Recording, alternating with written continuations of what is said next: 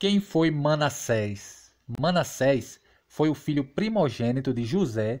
Ele nasceu da união de José e Azenate. O nome Manassés significa aquele que faz esquecer ou fazendo esquecer-se.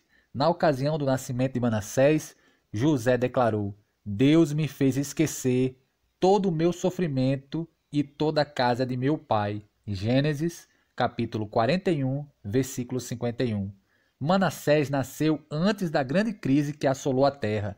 Naquele tempo, José já ocupava o posto de governador do Egito, o segundo homem em autoridade, apenas abaixo de Faraó.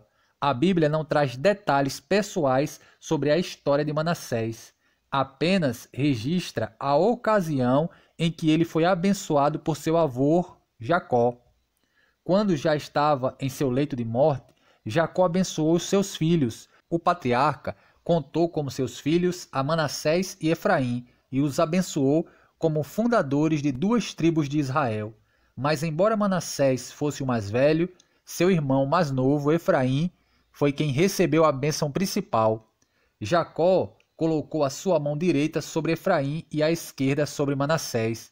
Isso significava que a descendência de Efraim seria mais proeminente que a descendência de Manassés. Gênesis, capítulo 48, do versículo 1 ao 10. Além desse texto de Gênesis, há outras referências bíblicas a Manassés como líder fundador da tribo que leva seu nome.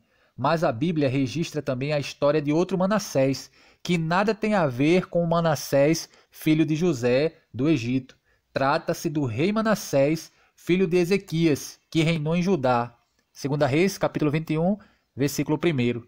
A tribo de Manassés foi muito numerosa. Ela era formada basicamente por 7 famílias principais que descendiam de Manassés, na época em que houve a divisão de terras em Canaã. A tribo de Manassés ocupou territórios em ambos os lados do rio Jordão. Então, metade da tribo de Manassés ficou com um território a leste do Jordão, e a outra metade recebeu o território que ficava a oeste do rio. A metade ocidental da tribo de Manassés dominou sobre uma área que ia do norte de Efraim ao sul de Zebulon e Isacar. Josué, capítulo 17, versículo 1 a 12. Já a metade oriental da tribo de Manassés teve por direito uma área que se estendia por parte de Gileade e por toda a terra de Bazã.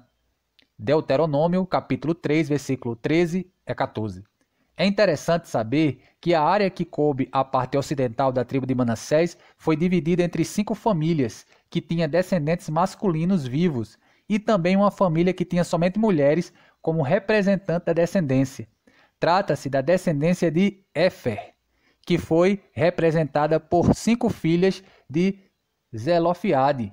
Esse episódio acabou dando origem ao conjunto de leis em Israel que tratava dos direitos de herança das mulheres. Como Zelofiade morreu, deixando somente mulheres como herdeiras, Moisés providenciou uma nova regulamentação que permitia que as mulheres pudessem receber a herança de seus pais para que a terra não deixasse de pertencer à mesma tribo. Números, capítulo 27, versículo 1 ao 11.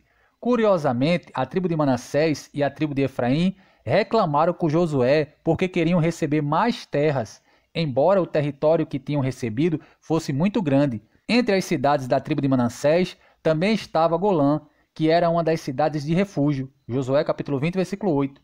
No tempo dos juízes, da tribo de Manassés saíram homens que marcaram a história do povo de Israel. Do lado oeste, por exemplo, o texto bíblico destaca a história de Gideão, Juízes capítulo 6, versículo 15.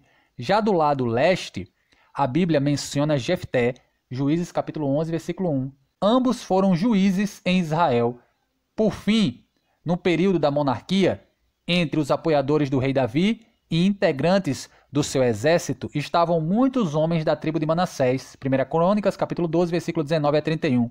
Já no tempo do reino dividido, integrantes da tribo de Manassés acabaram deportados quando o reino do norte caiu diante da Assíria.